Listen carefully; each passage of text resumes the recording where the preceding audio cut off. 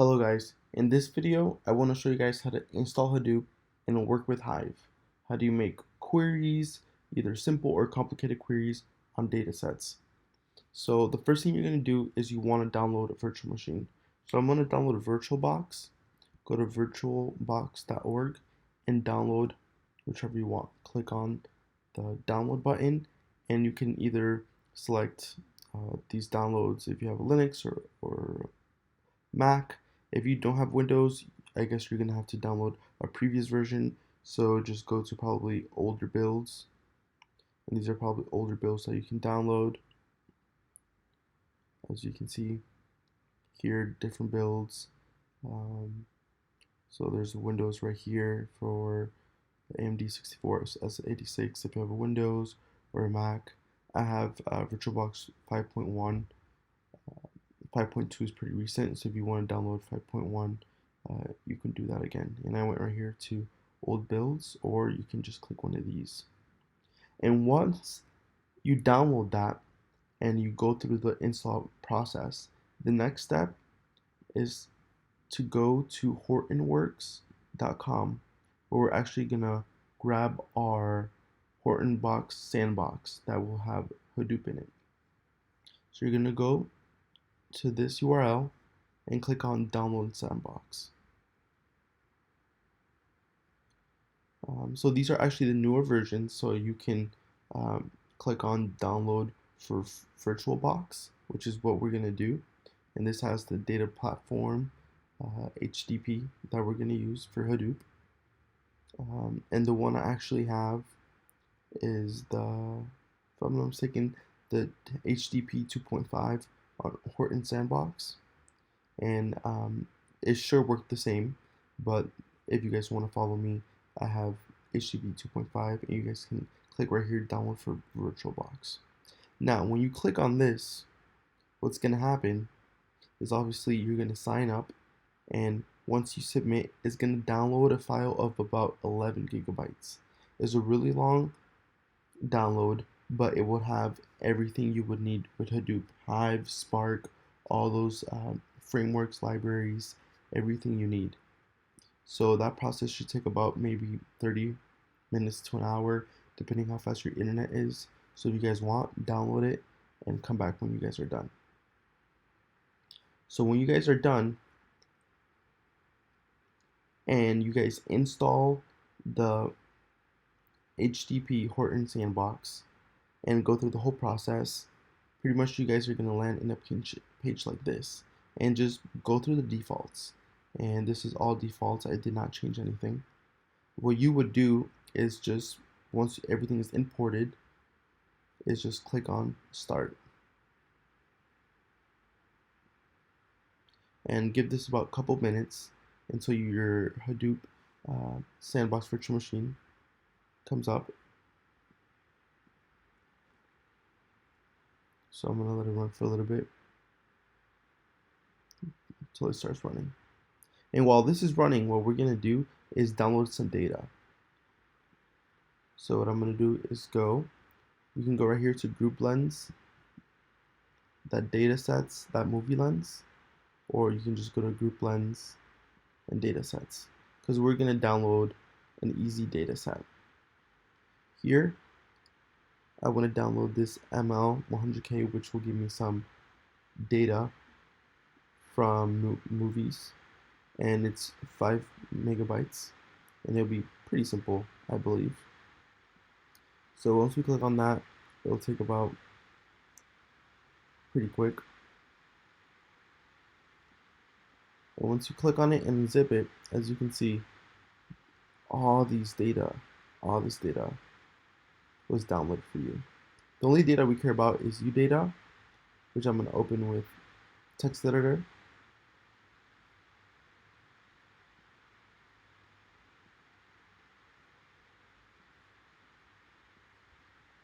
And the item.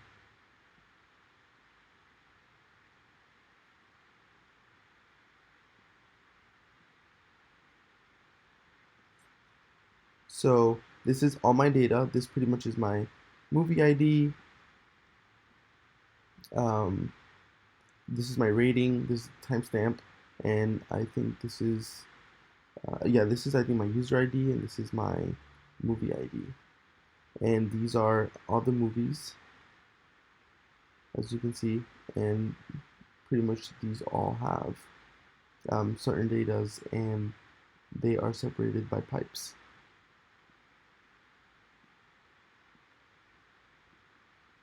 So I'm going to see this is still loading, so I'm going to give it a second. So here it should say, to initiate your Hortonworks Sandbox session, please open browser and enter this address, 127.0.0.18888. So that's what I'm going to do, 127.0.0.18888. And we landed on Hortonworks virtual machine, pretty much popped up for us that we can launch and work with. So you're going to click on Launch Dashboard to open the Hadoop ecosystem.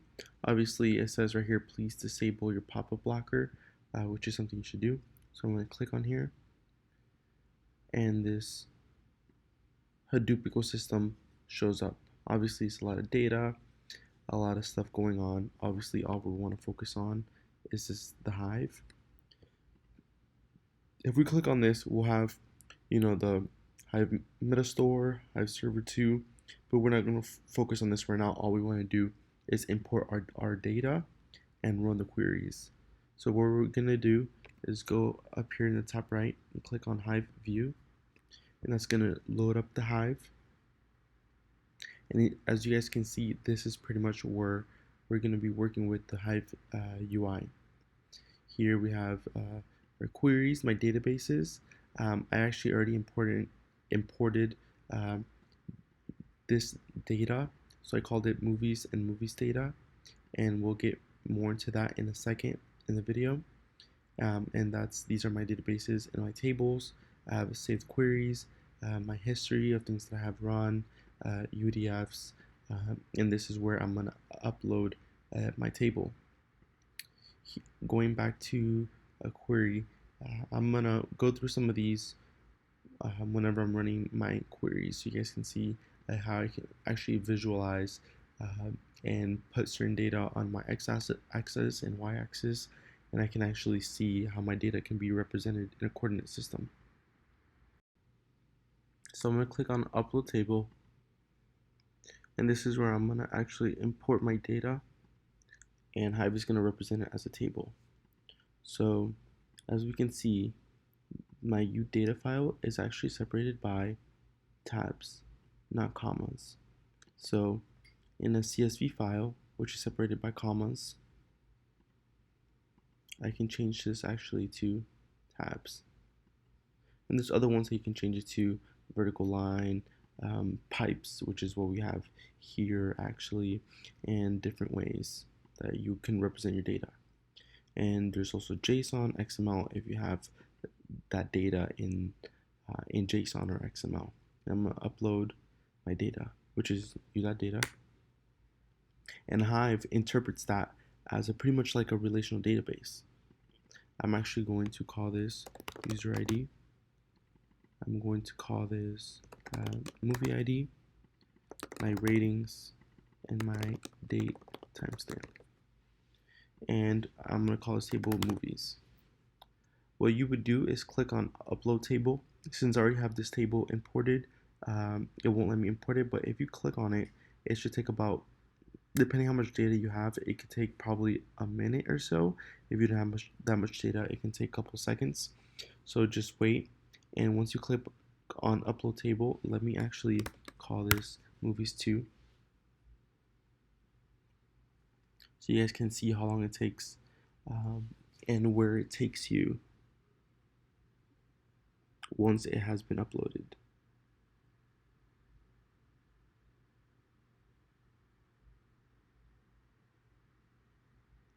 See, and it takes you back to the upload table. Now I want to import this data. These are pipes. So here I'll change this to pipes. And that's u.item. And this is actually my movie ID. And here, obviously, you can change if it's an int, if it's a small int, a big int, a boolean, a float, a double. You can choose a data type for that. This is my name, or my movie name, and then the movie date. And this is my movie data 2. I'm going to upload this table, and I'm just going to keep all the defaults. And give it a couple of seconds.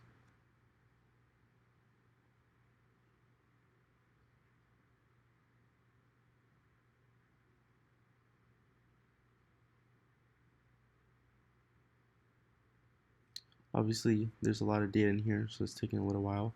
And my data has been uploaded. I can click right here on Query, refresh, and in my default database, you can see my Movies 2 data and my Movies 2. And this is pretty much where the magic begins. We can start writing queries within our table however we want. So pretty much, let's say I want to select the movie name and the movie ID for my movie data 2 table, and where, let's say, the movie ID is less than 50. I click right here on execute, and this execute can take quite a while if you have a lot of data. Obviously, Hive is trying to represent this into a sort of relational database type system, and once it's there, it gives it to you. And actually, as you can see, it's stopped at 49 because I said give me the movie ID, which is less than 50. And it's awesome because from now on, you can start working with this table and these tables together, and it's pretty magical. And also, what I really like about Hive is this visualization that it has, that you can actually choose different things for your x-axis and y-axis and have a visual representation of what that data can mean. Obviously, the way I set it up doesn't really mean anything, but if you want, if you have certain queries, you can actually implement that however you want.